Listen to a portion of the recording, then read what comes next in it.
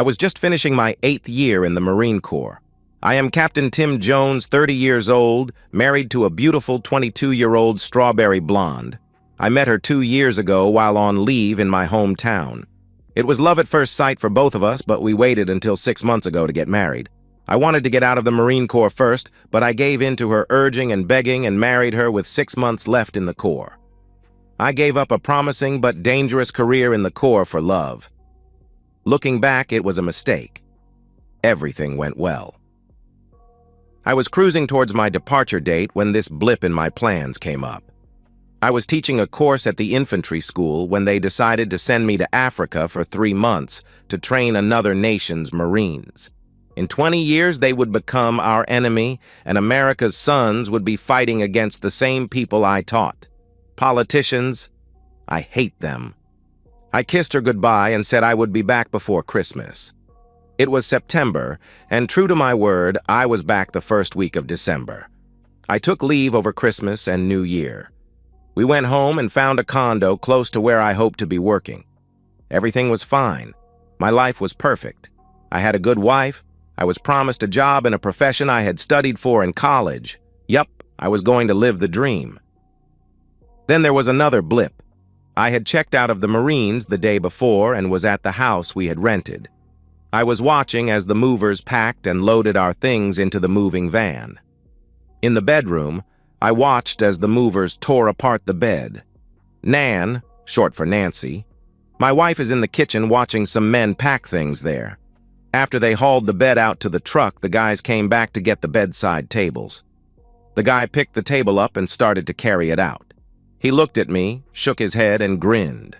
When I saw what he was grinning at, I was dumbstruck, to say the least. There on the floor were 10 dried-up, used condoms. I was surprised. Why? Nan and I had never used condoms. She was on the pill. The men finished in the bedroom and started on the extra room. I shut the door and waited. When the truck was loaded and on its way to Memphis, I called Nan and opened the door to the bedroom. "I am not cleaning this up." She grabbed her mouth and started to cry. "No. Oh God, no." She slumped to the floor. "Please understand, it was a one-time fling. You were gone. It just happened. I love you. I was lonely, and it meant nothing to me." Looks like it was more than just a one-time thing. "I count 10 here on the floor," I replied. More crying. From the perspective of Nan, I heard Tim start vacuuming the spare room, so I got up off the floor and found a plastic bag. Using it like a glove, I gathered the used condoms up off the floor and took them out to the trash. Tim was finished with the vacuum cleaner, so I used it to vacuum what was our bedroom. He stuck his head in and said he was leaving for the hotel and asked me to stop and pick up something for supper. That's a good sign. At least he is planning on us having supper together and staying in the same room tonight. I finished cleaning the house and locked the doors. I stopped and picked up some fast food, cheeseburgers, fries, and milkshakes. I got a text that room 135 was in the back of the motel and on the ground floor. The door was open and I was glad to see there was just one bed in the room, a king. Maybe I could work this out. I decided to make this partly his fault. Maybe with a little luck I could get him to forgive me. I went in and set the table for supper. Not much was said. No hello, no kisses, nothing. As we were eating, he said, "Want to explain? I was so lonely when you left for Africa. I cried for 2 days. Finally, I pulled myself together and decided it would not be that long. Besides, you were not really in a war zone. You were teaching, like in a classroom. So I got it together and started planning our future together." One Friday morning, I decided to go to the grocery store. As I was driving, I remembered I needed gas. The car started bucking and stopped. I was out. I got out and opened the hood. There was no traffic, but soon a guy on a motorcycle stopped and asked what the problem was. I explained I was out of gas and he said to get on and he would take me to a gas station. I did, and it was exciting. I had never ridden on a motorcycle in my life. We borrowed a gas can from the station and returned to my car. I tried to pay him, but he refused. Then I asked if he would let me buy him lunch, and he agreed. We went to that Waffle House on Highway 98. We talked for about 2 hours. He was from San Francisco. He was taking a break from college, just riding around the country on his bike. He was half Irish and half Japanese. He had long black hair, and to be honest, he was very handsome. He was very intelligent and fun to be around. I made a mistake. I invited him to the house.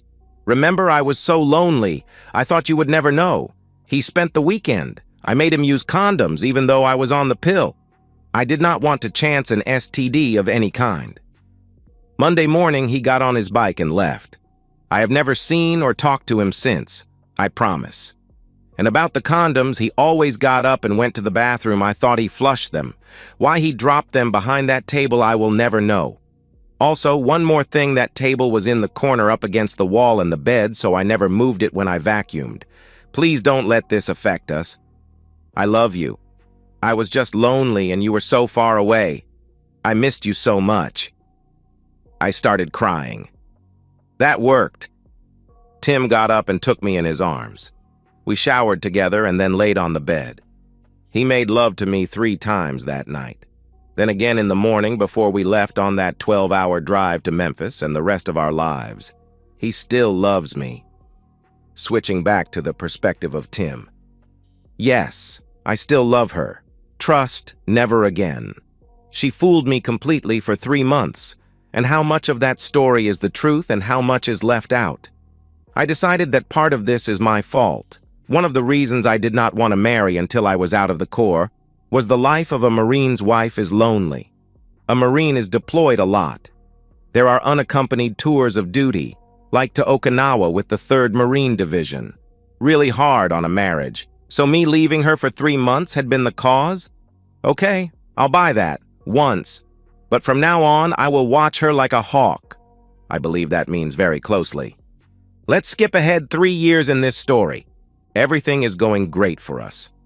I have made a small fortune in the commodity business. Due to some clever business decisions, we are looking for a place outside of town on a few acres where we can start a family. No more problems with Nan. We are always together, and she is very happy. When I have to travel to Chicago, she goes with me. I still do not trust her alone. The fact is, I do not trust her at all. Sorry, but once burned, twice shy. Once a cheater, always cheater. Fool me once, shame on you. Fool me twice, shame on me. And any other of those little sayings. They keep me alert. Nan calls and says she has found the perfect place for us. An old antebellum house with 6 bedrooms on 120 acres. The house is in need of some heavy repairs and restoration, but it is perfect, she says. I go look and I agree. It looks like the house in Gone with the Wind. With about $500,000, we can restore it to its original beauty. So that's what we decided to do.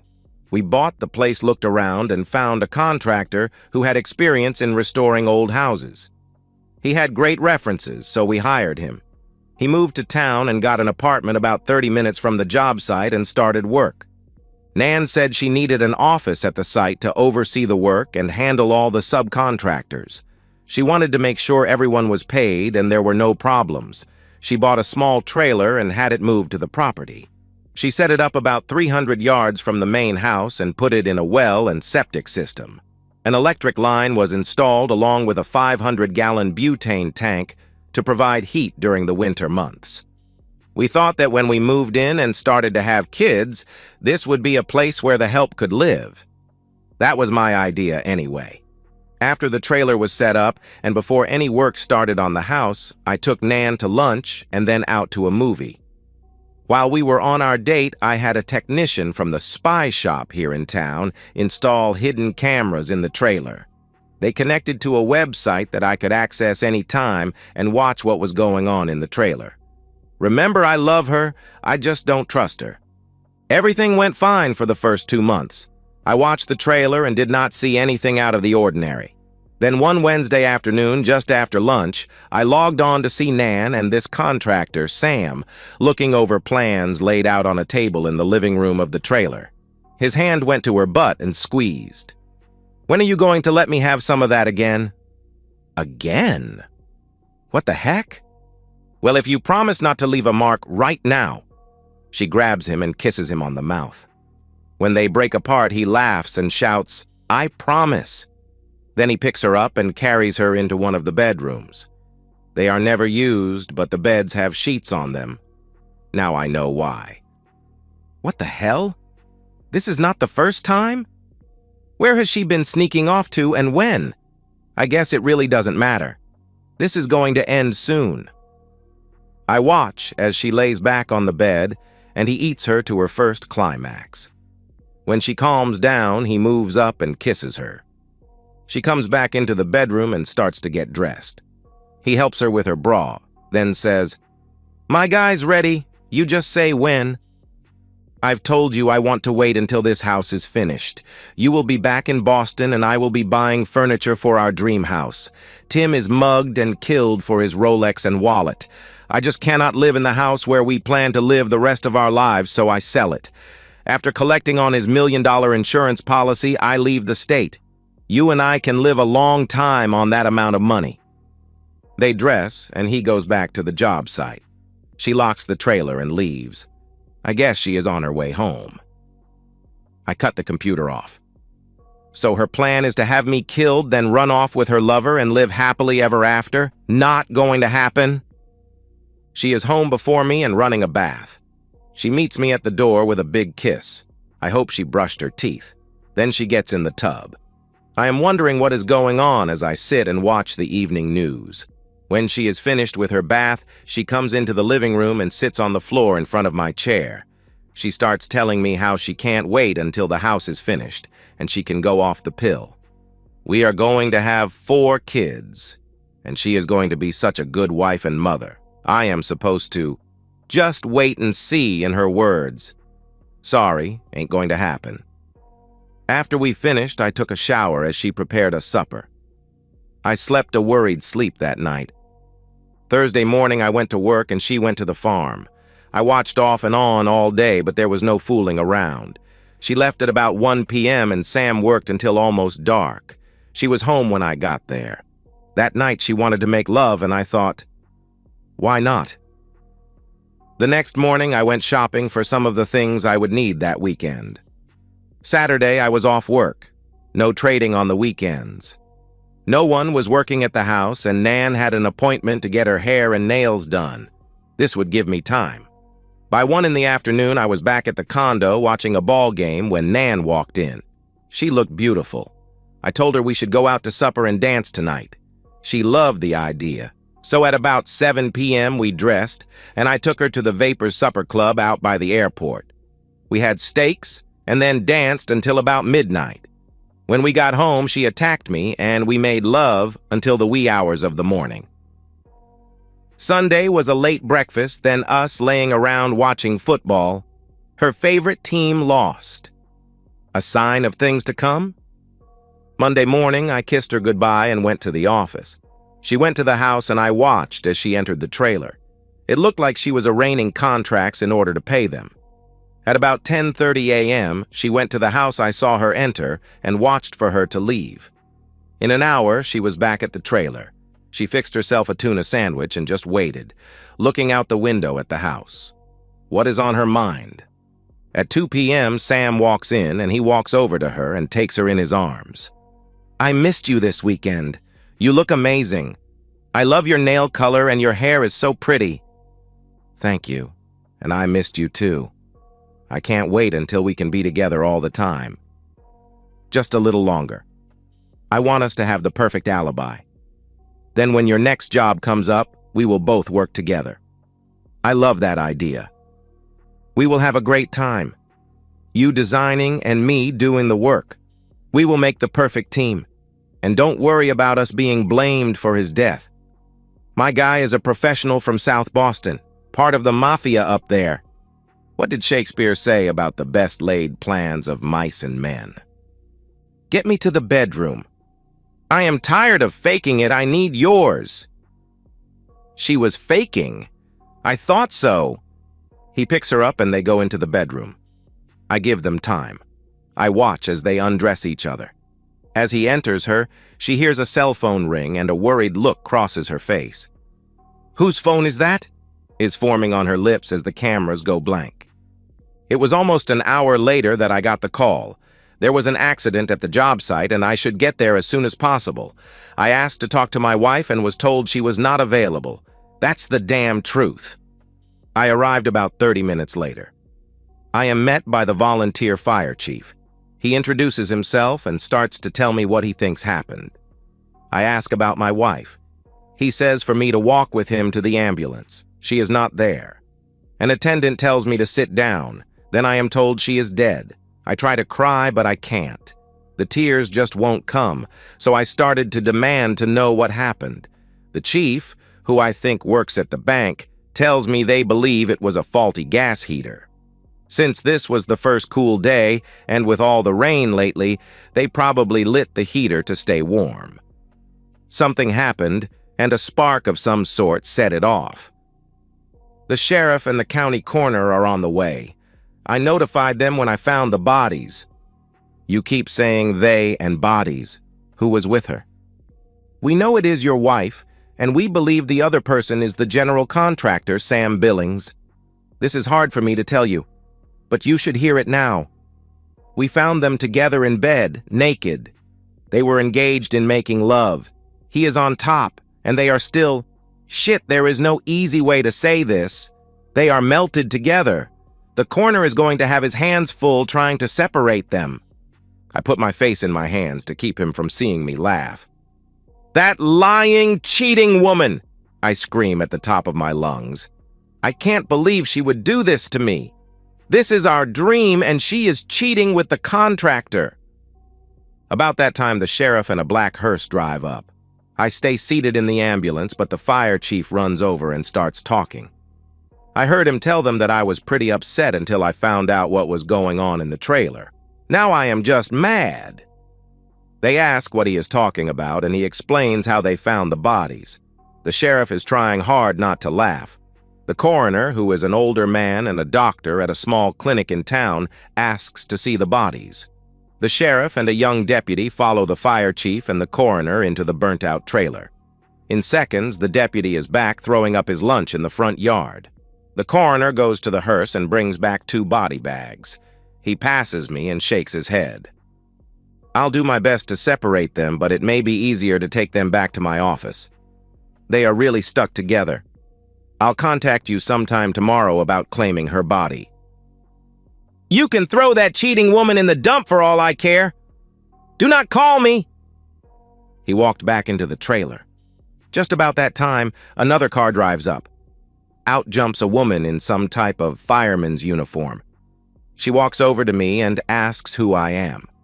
I told her I was the owner of this property, and my wife and her lover were killed in the fire. I guess I said this with venom in my voice. So I take it you did not know about the lover? Not even a hint, I replied. I am with State Fire Investigator's Office. These volunteer fire departments do not have the funds to train an investigator, so I handle this part of the state. I'll need to talk to you tomorrow after I finish my investigation, so where can I find you? I'll be at my office until about 4 p.m. After that, you can reach me on my cell phone. I hand her my card. What about the funeral arrangements? I will not be making any arrangements for that cheating woman. Maybe her mom and dad will want her, but not me. The coroner said they were melted together, and he was going to try and separate them at his office. Well, flip that. They want to be together, bury them together. Then we watched as they carried 1 body bag to the hearse. The deputy had the other in his hand, so I guess both were in the same bag. The ambulance, the hearse, the sheriff, and all the volunteer firemen left. I watched as the woman fire investigator entered the trailer and began her investigation. She is not going to find anything. That was what I was thinking. The next afternoon, I parked my car in front of the house and looked around. One thing was certain. Nan and her lover had done a great job. It was almost finished, and its beauty was back. Now what am I going to do with it? I was walking around downstairs when this cute little red-headed girl walked in. I asked if I can help her. You don't know me, but I am one of the subcontractors. My father and I own a paper and painting company. We are getting the walls ready to start papering the downstairs later this week. You are going to complete the job, right? Of course he is going to finish this place. It is beautiful, and it will be even prettier when it is all landscaped and the garage and stables are finished. I turned to see that woman fire investigator walking in the door. She walks directly over to the redhead and kisses her on the mouth. Okay, lesbians. I have no problem with that.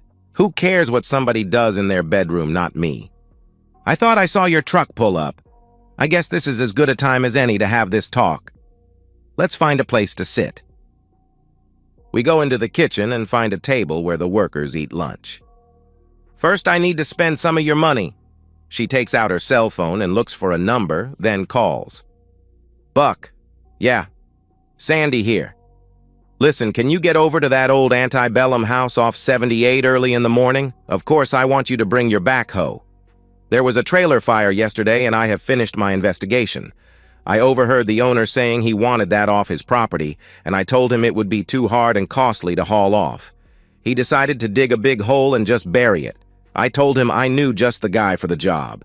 I want you to dig a big hole off to the right. Remember the right? The septic system is on the left. Then push everything in the hole and cover it up like it was never there. Sure, 7 a.m. is fine. Just see Lori and she will handle getting you paid. Thanks. Remember the right side. Okay, bye.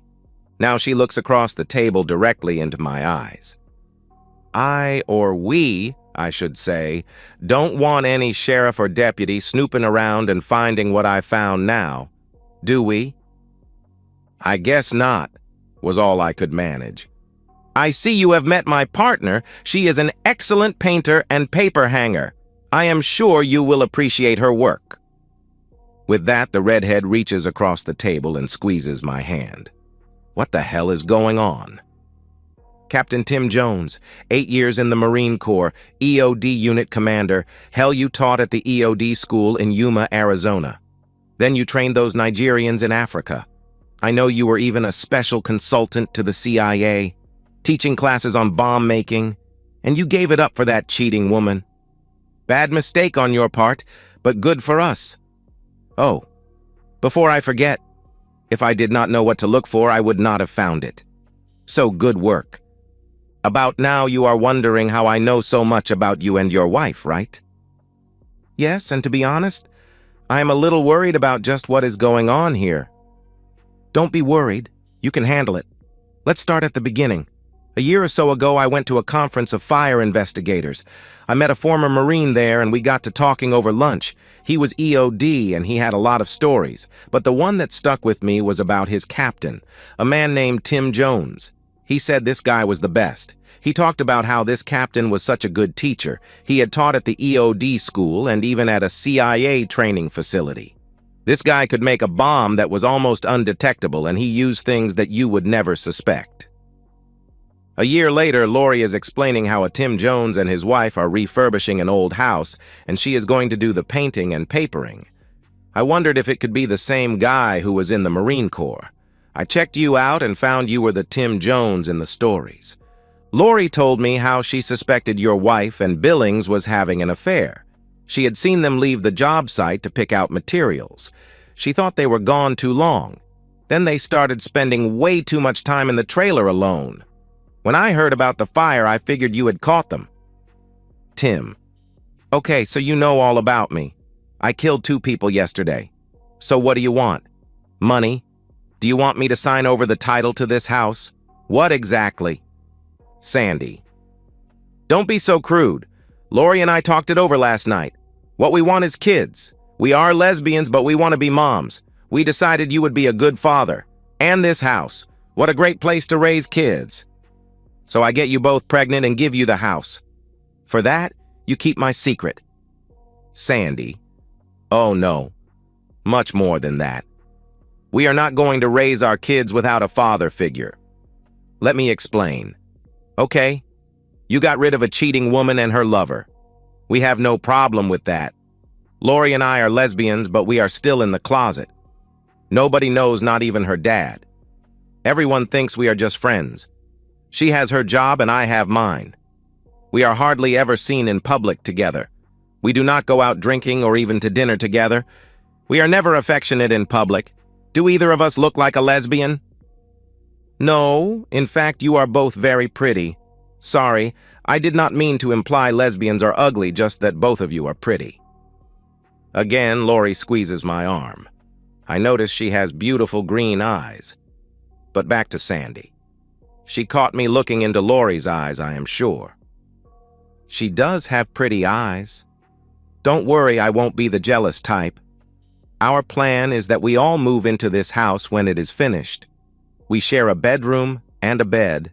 We announce to the world that we are a trio. No more sneaking around for us and you get both of us. We raise the kids as normally as possible. You know, with them having 2 moms and 1 daddy. But how hard can that be? What do you say? First, I want to tell you that you have beautiful blue eyes.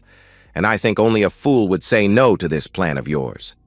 Any man would be lucky to get either of you, but both? Every night in the same bed? How do you suppose we start this and not raise red flags? I mean, I cannot go from losing my wife, no matter that she was cheating one day, to living with 2 beautiful girls the next day. Sandy. I told you this guy was smart. Our idea is you start spending more time out here at the house, supervising its completion. You meet Lori. You talk to her dad about her and show some interest. You find out she has a friend and invites us both to dinner one night. Things progress slowly over the next 6 months. I mean, the folks around here will know how hurt you are. They will think it good for you to be getting out. Then one day we all move in together and start our family. Some will not like the idea of a trio, but who cares? Sound like a good plan to you? Yes, it did. I did not attend the funeral and let it be known that I had no idea she was cheating. Her parents apologized to me a number of times. It was not their fault, and I never treated them badly. Lori, Sandy, and I started to go to dinner together, then to the movies. The first night I walked them to the door of Sandy's apartment. They stepped inside, and Lori grabbed me and kissed me on the mouth using plenty of tongue. When we broke apart, Sandy did the same. Then Sandy grabbed Lori and kissed her while I watched. Think about all the fun we are going to have when we all 3 live together. Now good night and drive safe. I was pushed out the door. I got that a lot over the next few months. When the house was ready to move into, they helped pick out the furniture. A month after I moved in, Sandy gave up the lease on her apartment, and Lori told her dad she was moving in with me. It was a Friday, and we had been unpacking their boxes all afternoon. It was now summertime, so we were all a little sweaty and tired. Sandy suggested a shower, and I started to walk out of the bedroom to give them some privacy. Where do you think you are going? Get undressed and get in. That shower is big enough for all of us. We plan on living the rest of our lives together, always trusting that our secrets are safe. And that's the end of today's story. If you enjoyed it, please give this video a thumbs up and drop a comment below. Your support helps the algorithm push my content further. If you're new to the channel, don't forget to hit that subscribe button. It really helps me keep creating more stories for you. Thanks for watching, and I'll see you in the next one.